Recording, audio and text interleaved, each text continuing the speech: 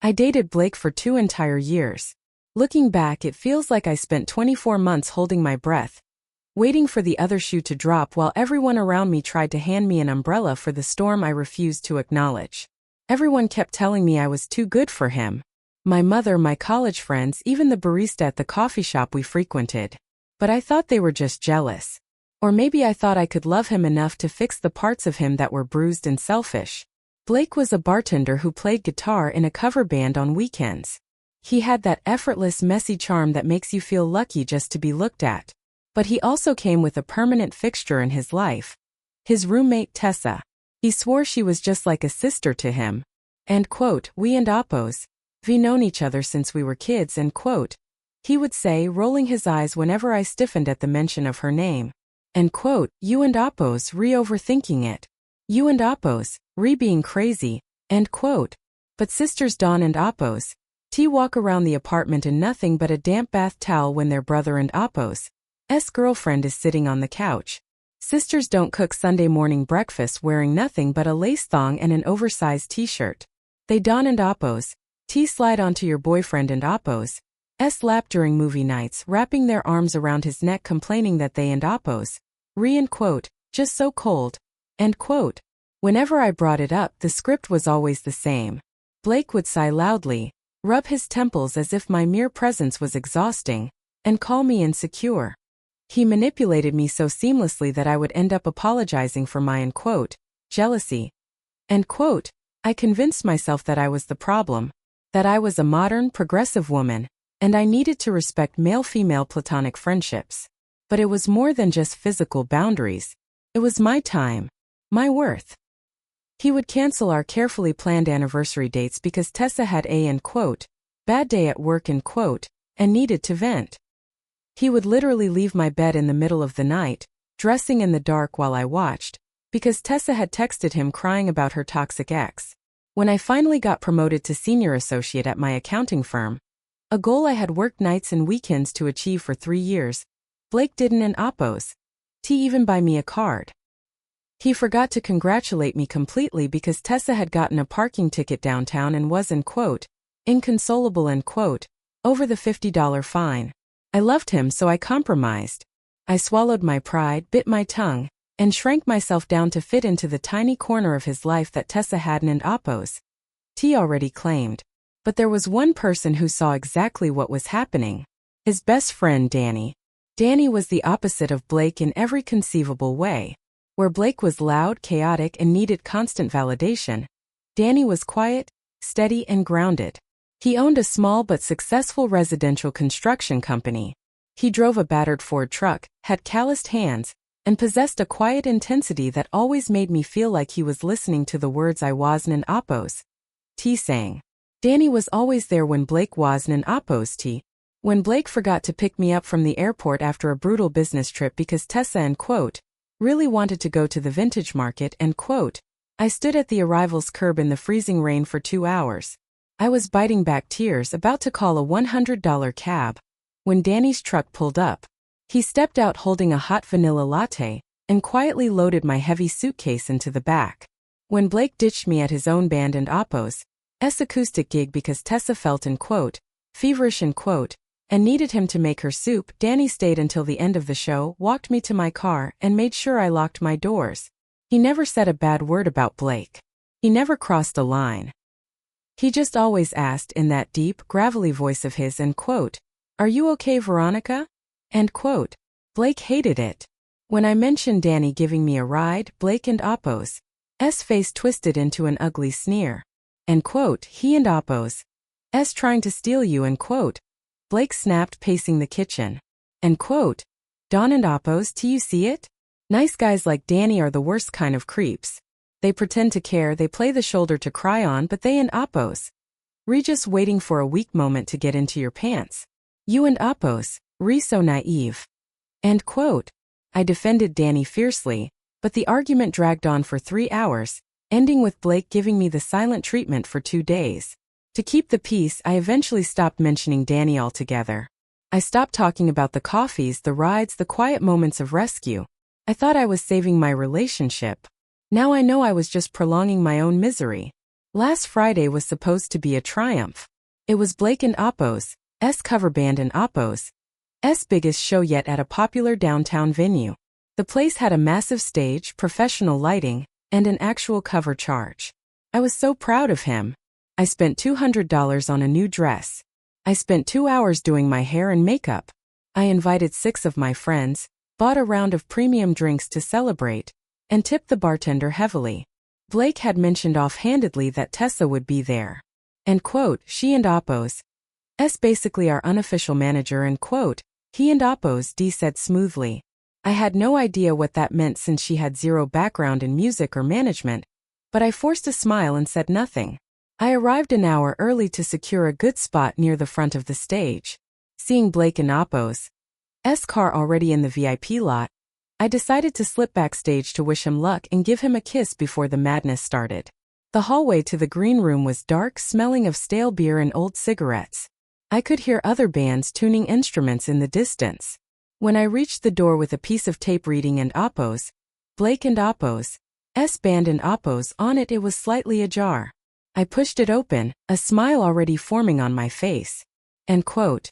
Hey baby, I just wanted to, end quote. The words died in my throat. The air vanished from my lungs. Blake and Tessa were on the dilapidated leather couch in the center of the room. Both were half-dressed. Blake and Oppo's shirt was completely unbuttoned. Tessa's skirt was pushed up to her waist, and she was straddling him, her hands tangled in his hair, his hands gripped tightly on her hips. For a second, the universe just stopped. The sound of the bass from the stage above us rattled my teeth, but inside the room, it was dead silent. Blake froze. His eyes locked onto mine. But instead of panicking, jumping up, or showing an ounce of shame, he stayed exactly where he was. He looked at me with an expression of mild annoyance. End quote, Veronica, end quote. He said, his voice maddeningly calm. End quote, Eresen and Oppo's, what it looks like. End quote. Tessa didn't and Oppo's even have the decency to look embarrassed. She slowly climbed off him, taking her time adjusting her skirt and pulling her top back into place. She looked at me, her lips curling into a wicked, triumphant smirk. End quote, well, end quote, she drawled smoothly, locking eyes with me. End quote. Now I know why Blake kept her around. She's too dumb to figure it out. End quote. I didn't an Oppo's scream. I didn't an Oppo's cry.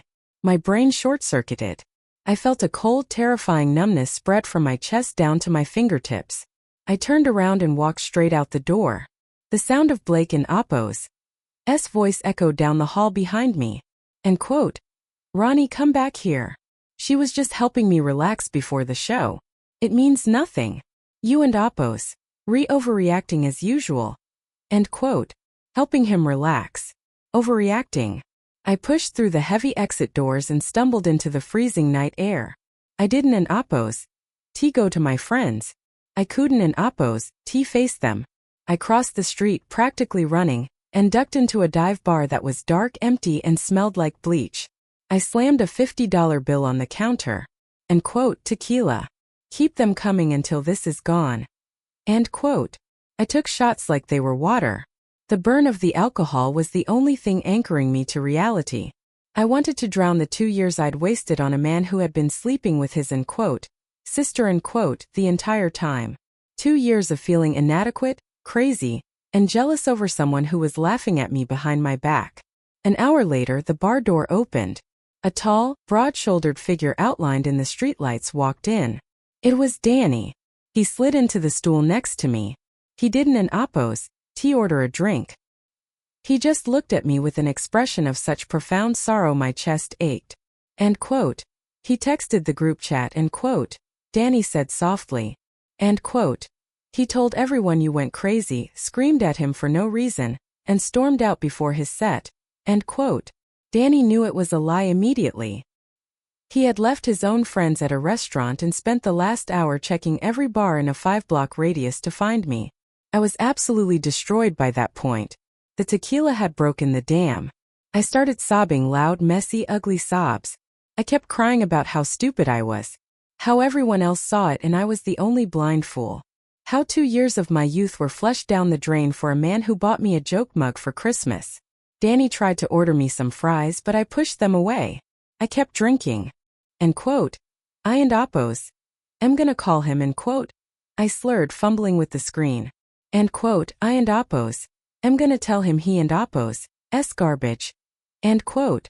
Danny gently but firmly wrapped his large hand over mine, taking the phone away. End quote. No, you and Oppos re not. He doesn't, and Oppos. T deserved to hear your voice. End quote. I fought him for it, crying, leaning my head against his shoulder. He smelled like cedar and clean laundry. I remember him half carrying me out of the bar. I remember standing in the parking lot, doubling over and throwing up violently. Danny didn't, and Oppos T flinch. He held my hair back, wiped my mouth with a clean handkerchief from his jacket, and lifted me into the passenger seat of his truck. Then everything faded to black. I woke up engulfed in sunlight, my head pounding with the force of a jackhammer. I was in a bed that wasn't an Oppos T mine. The sheets were incredibly soft, and I was wearing an enormous gray t-shirt that smelled like cedar. I looked down at the logo printed over the left breast. Henderson Construction. Danny and Oppos S Company. A spike of panic hit me. I bolted upright, grasping my spinning head. End quote. Easy, end quote. A deep voice rumbled. Danny was asleep on the hardwood floor on the other side of the room, wrapped in a thin blanket over a single pillow. He sat up instantly, his eyes scanning me with deep concern. End quote. Do you need the bucket again? End quote. End quote. No, end quote, I croaked. I looked at the nightstand next to me. A massive glass of ice water, 2 aspirin, and a plate of dry toast were waiting. Then I looked down at my hand. On my right index finger, shining dully in the morning light, was a heavy silver ring. It had an intricate vintage engraving. It wasn't an Oppos T, an engagement ring. It was the class ring Danny always wore on his right pinky finger. I knew it belonged to his late grandmother. He had told me once it was his most prized possession. End quote. Why am I wearing your ring? End quote. I asked, completely bewildered. Danny rubbed the back of his neck, his ears turning slightly red. He looked at the floor. End quote. You kept trying to call Blake last night. You were frantic. I gave you my ring to fidget with instead of your phone, so you wouldn't and Oppos T text him. And then you refused to give it back. End quote. End quote. I refused. End quote. End quote. Yeah.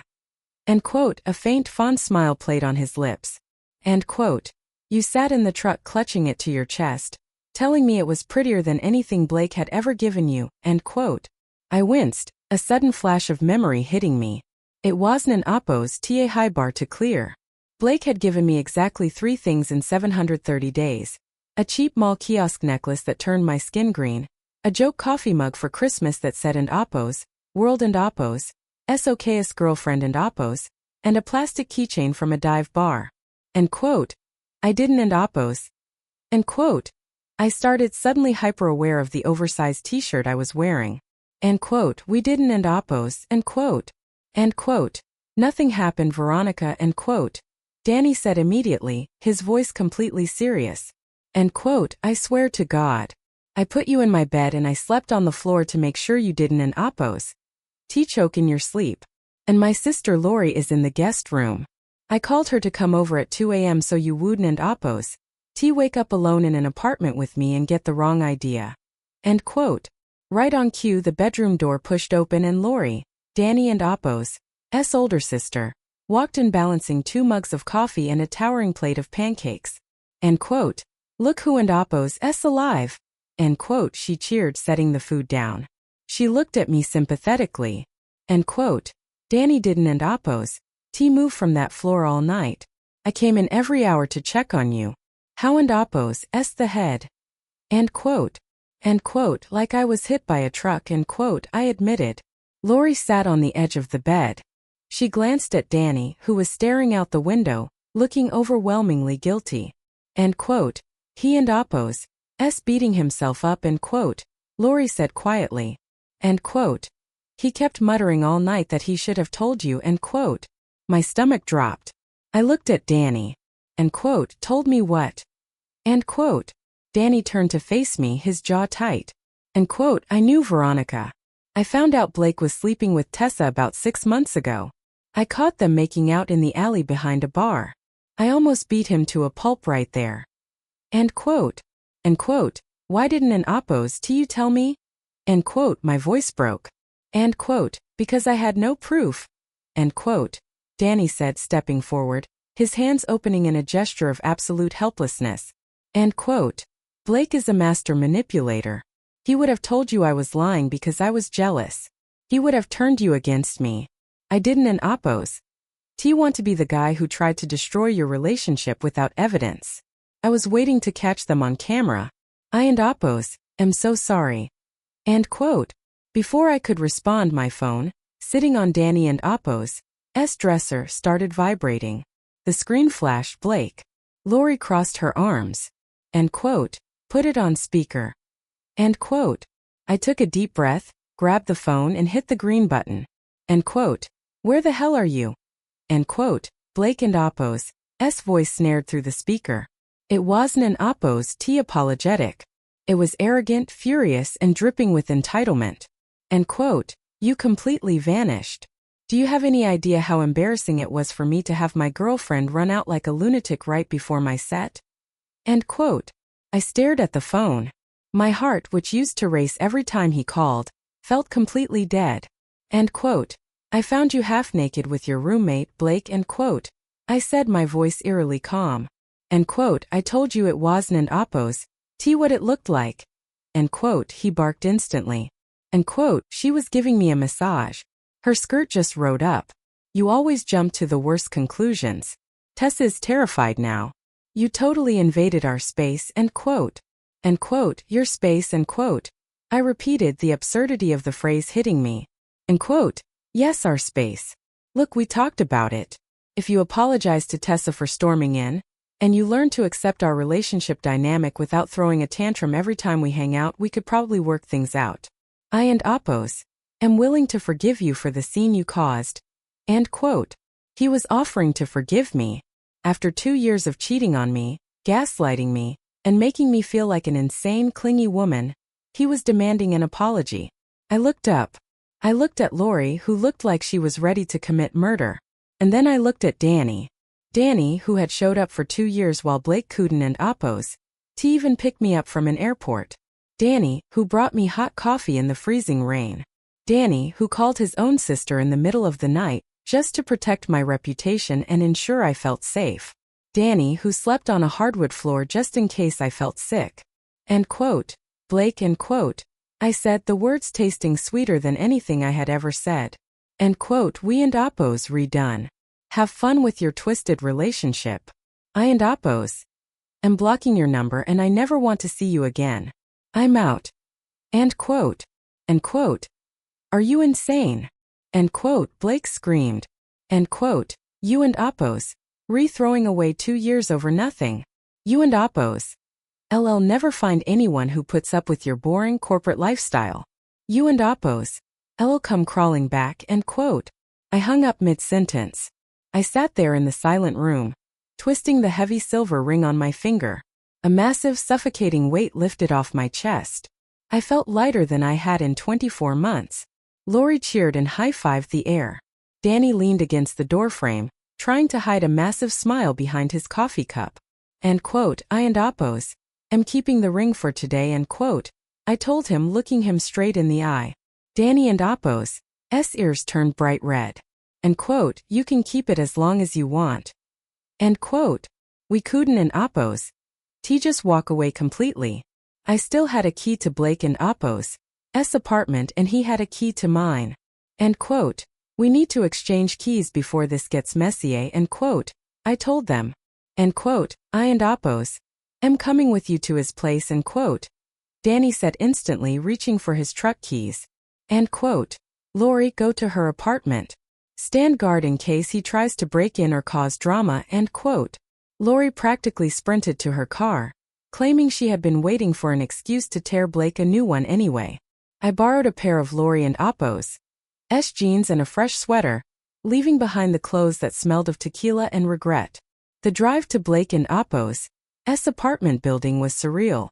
For 2 years I had made this drive feeling a knot of anxiety in my stomach, wondering what mood he would be in, wondering if Tessa would be draped over the recliner, waiting to make me feel small. Today, I felt, for black industrial garbage bags were sitting on my doorstep. He had quite literally dumped my belongings like trash. Lori was standing guard next to them, looking absolutely furious. We carried the bags inside and opened them. It was an act of pure malicious disrespect. My expensive blouses were violently crumpled. Several hardcover books had their covers bent backward. My toiletries from his bathroom had been thrown in loose, the caps unscrewed so that expensive lotion and shampoo had leaked over my hair dryer and makeup brushes. I dug through the slime and ruin until I found a tiny plastic bag at the bottom. Inside were 3 items. The cheap mall kiosk necklace. The World and Oppos, SOK's girlfriend mug. The plastic dive bar keychain. He had taken back his gifts. I looked at the pathetic pile. Then I looked at my right hand where Danny and Oppos' grandmother and Oppos' heavy silver ring still sat securely on my finger. The contrast was laughable. I tossed Blake and Oppos' trash into the real garbage bin. Later that afternoon, while Danny and Lori were helping me clean up the mess, my coworker Savannah called. Word had already spread about the dramatic exit from the show last night. Are you okay?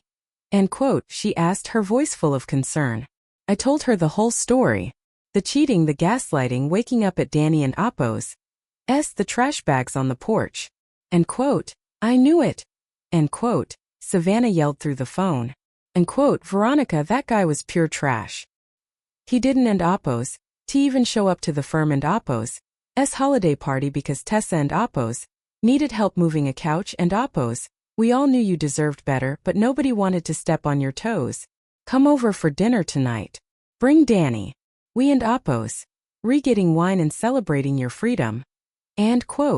When we arrived at Savannah and Oppos' apartment complex a few hours later, 4 women from my accounting firm were waiting around a table covered in pizza boxes and expensive Pinot Noir. Savannah practically dragged Danny inside. Anyone who takes care of our girl is a VIP in this house, she told him. The evening was a revelation. Sitting around the table, the women traded horror stories of ex-boyfriends to make me feel better. Michelle from Accounts Payable talked about a guy who maxed out her credit cards buying gifts for his secret fiancé. Jenna from Tax Prep talked about a guy who faked a business trip to Vegas, but went to Hawaii with a coworker. Every single woman at the table validated my sanity. They confirmed that none of Blake and Oppos' behavior was normal. They told me I hadn't and Oppos' been insecure or jealous, I had been gaslit for 2 years by a master emotional abuser who had outsourced his guilt by making me feel crazy. Through it all, Danny sat quietly on the couch sipping a beer watching me. He didn't and Oppos' interrupt the women. He didn't and Oppos' tried to make the night about his heroism. He just watched me laugh, his eyes warm and impossibly kind. At one point Michelle leaned over and stage whispered so, are you and Danny like a thing now? I felt the blood rush to my face. I looked over at Danny, who was pretending to look at a magazine, though his ears were bright red. No, I said quietly. We and Oppos' not. Savannah gave me a look that plainly said, you and Oppos' an idiot. For 2 years I had been completely blind to the man standing right in front of my face. The next 3 weeks were a chaotic blur of vindication and recovery. Blake lost his mind. Without me there to manage his schedule, cover his rent shortfalls, and soothe his bruised ego, his life fell apart. He sent me essays via text message, which I forwarded to a blocked folder, blaming me for everything. His band essentially imploded. Because the owner of the downtown venue had heard about the explosive backstage drama, word spread in the local indie music scene. The band lost 3 major bookings in a row. Blake texted me, demanding I write a public apology on Facebook to salvage his reputation, claiming it was my hysterical meltdown that ruined his career, not the fact that he was caught pantsless with his roommate. I didn't and Oppos' post an apology. I posted a single sentence, Blake and I are no longer together due to his prolonged infidelity, and I am moving forward with my career and my life. The fallout was magnificent. Blake and Appo's bandmates, who only tolerated him because his guitar skills were decent, found out he had been cheating on the girlfriend who brought them free drinks and handled their merch table. They kicked him out. He was left with no gigs, no reputation, and only Tessa to complain to. I threw myself into work, but Danny checked on me every single day. He brought coffee to my office. He helped me hang heavy shelves in my apartment. We fell into an easy, comforting rhythm. One Tuesday afternoon, I went to visit Danny at the Henderson construction office to drop off some architectural accounting documents he had asked me to review. His business partner's wife, Evelyn, a fierce, no-nonsense woman in her 50s, practically dragged me into the break room the second Danny stepped out to take a phone call. And quote, "You know he and Appo's in love with you, right?" And quote, Evelyn said, crossing her arms, not wasting a single second on pleasantries. I froze, the documents slipping from my hands. And quote, "What?" And quote, "Oh please," and quote, Evelyn scoffed, pouring a cup of coffee. And quote, "Danny has been deeply, hopelessly in love with you since the day Blake introduced you two at that terrible dive bar. He's been quietly breaking his own heart for 2 years, watching that idiot bartender treat you like garbage. Do you have any idea how close Danny came to beating Blake to death? The only reason he didn't and Appo's pull you away sooner is because he was terrified that pushing too hard would make you pull away entirely." End quote.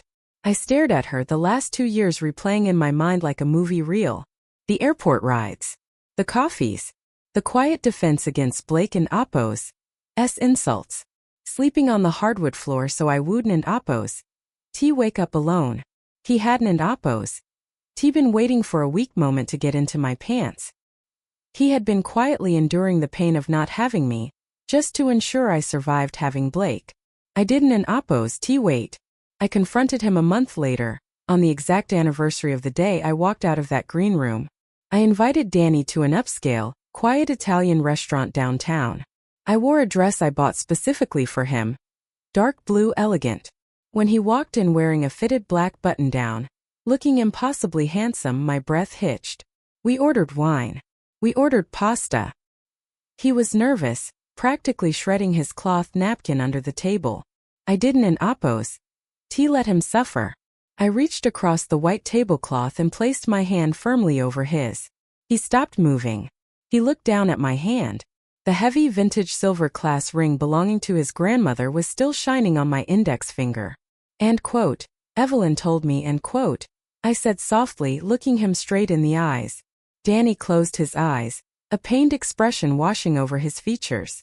And quote, Evelyn has a big mouth. I didn't and Appo's want to rush you, Veronica. You went through hell. I promised myself I would wait until you were completely ready. End quote. End quote. I am ready, end quote, I interrupted. He opened his eyes, staring at me as if I had spoken in another language. End quote. Why did you give me the ring that night, Danny? End quote. I asked, tracing the silver medal. End quote. Really? End quote. He took a slow, deep breath, turning his hand over so his callous fingers intertwined tightly with mine. End quote. Because even blackout drunk, sobbing in a parking lot over a guy who broke your heart, you knew you deserved something beautiful, end quote. Danny said, his gravelly voice incredibly soft. End quote. You were clutching it like it was the only real thing in the world. I and Appo's loved you for 2 years, Veronica. Every single day. It nearly killed me watching him treat you like an afterthought, but I couldn't and Appo's walk away because walking away meant leaving you alone in the dark with him. End quote. A tear slipped down my cheek, but it wasn't and Appo's a sad tear. It was relief. It was salvation. End quote. I and Appo's am not in the dark anymore, end quote, I told him. He paid the bill. He drove me to my apartment. And standing at my front door, under the amber glow of the porch light, Danny finally kissed me. It didn't and Appo's feel like kissing Blake. Kissing Blake was frantic, performative, always feeling like you were competing for his attention, even when his lips were on yours. Kissing Danny felt like a steady heartbeat. It felt profound. It felt like coming home after being lost in the woods for 2 years. 3 months later, my life is entirely unrecognizable from the one I had while dating Blake. I and Appo's am happier, healthier, and thriving at my firm. Danny is exactly the man he showed himself to be from the start. He and Apo's always on time.